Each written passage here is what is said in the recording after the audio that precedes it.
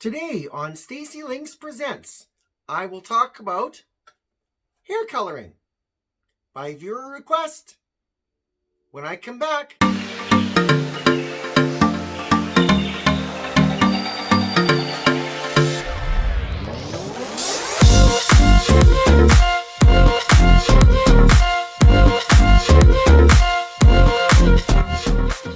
Hi there, welcome to my channel. I'm Stacy. On this episode of Stacy Links Presents, I'm going to talk to you about hair coloring as a viewer request. I'm going to talk about different types of hair coloring and what they're best used for. There are many different types of hair coloring that you could use on your hair, both permanent and temporary, and I'll go through those different kinds in this episode. So before I get started, I would like you to go down below. If you're a transgender person and you're new to this channel, make sure you go subscribe to my channel. I have tips and tricks on makeup, fashion, and jewelry that I'm sure you'd like to see. Plus, I also talk about my transition story on here, so make sure you go and subscribe. And also make sure you're following me on social media. I'm on all 4 of the main social media platforms: Instagram, Facebook, Twitter, and on TikTok. And I'm also on Patreon. Become an all-access Patreon subscriber and you will have special benefits. You will have access to behind-the-scenes pictures and video that have not been posted anywhere else publicly on social media. Get ad-free access to all my back episodes for my YouTube vlog, plus get access to every new episode for 24 hours the day before it goes live to the public. Be sure to check the description below for all the links for my social media accounts and to my Patreon page. So before I really get into the types of hair dye there are, I just want to mention that for this episode, I did dye my hair recently. So I just wanted to show you this here. It's a little bit lighter than my natural color, but not totally. It's mostly just on the top and on the back. I didn't get the sides very well, but most of the gray is gone. Some of this here in the front is still there, but I will show you that here in a few minutes. First, I wanted to talk about different types of temporary hair dye. And now the main type of temporary hair dye you'll find is the spray-in kind, almost like hairspray. More often than not, you find that at Halloween time. You get the different colors and stuff that you can spray into your hair. Other types of temporary hair coloring or hair dyes are like hair chalk. I've gotten that for my daughter B before, and they come in different colors.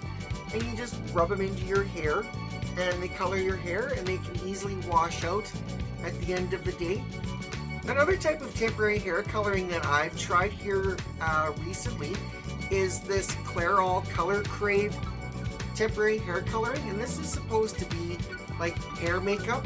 It's shimmering hair coloring, and it's supposed to be easy apply type hair coloring, and the cap just unscrews, but it has this little pad here.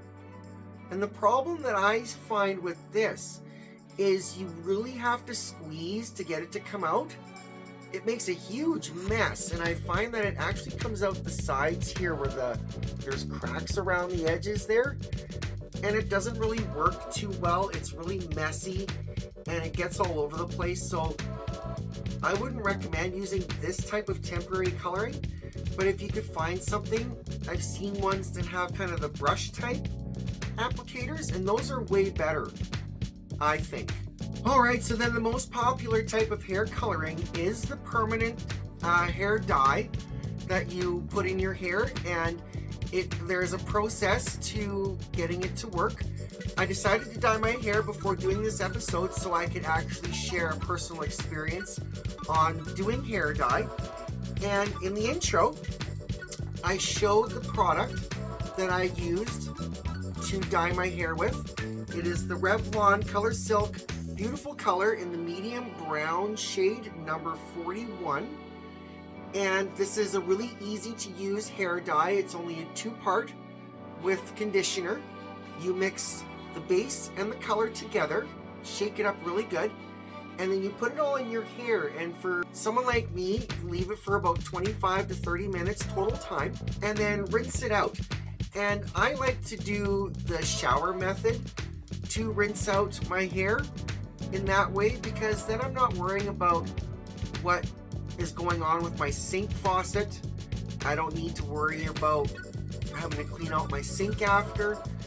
And just doing it under the shower head is probably the easiest that I find to rinse it out. And then once you've rinsed out all the hair coloring, then you use the included conditioner and put it in for 3 minutes. And then after rinsing that out, you get some really nice soft feeling hair. And I really like how the color turned out. It seems like it washed out a lot of gray, because as the color was coming out from the dye, I noticed a lot of gray in the water as well. So it's entirely possible that that's had that effect. One good thing about this particular one is it does not contain any ammonia. It does not have any foul smell. It actually has a really nice smell. My daughter B helped me with this one, and she even commented saying, "Oh, I really like the smell. It doesn't smell bad at all. Almost like coconut." And I kind of have to agree with her. So I really like this brand.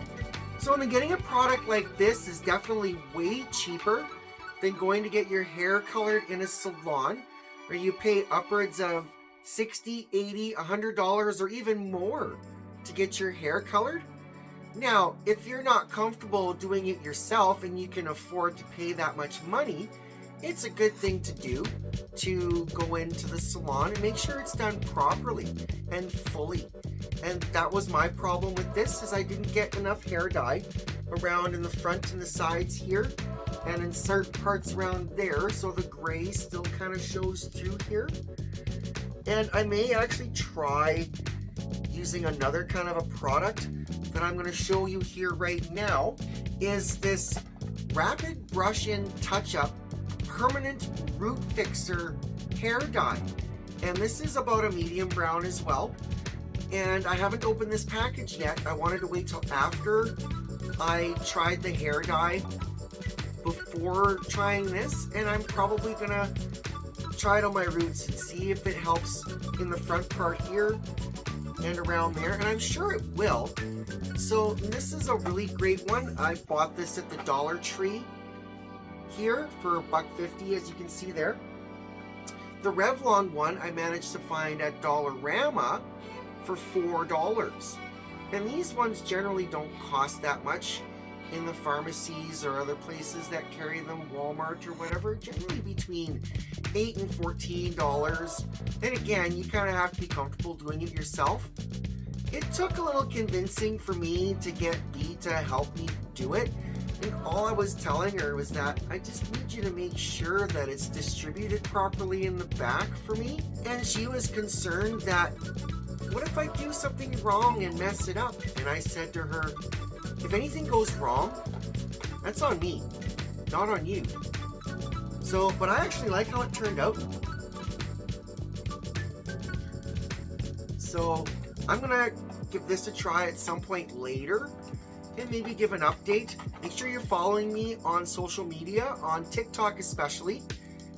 I will be posting a lot more stuff up there, but there's a great combination, I think, that will definitely help to keep away the gray and to keep my hair color fairly even. So thanks for watching my video. Make sure you go down below and smash the thumbs up button and drop me a comment. Tell me if you have experience with hair dye and what your experiences are. Or if you have no experience with hair dye, drop a comment and tell me what you think of my dye job. I'd really like to hear your comments.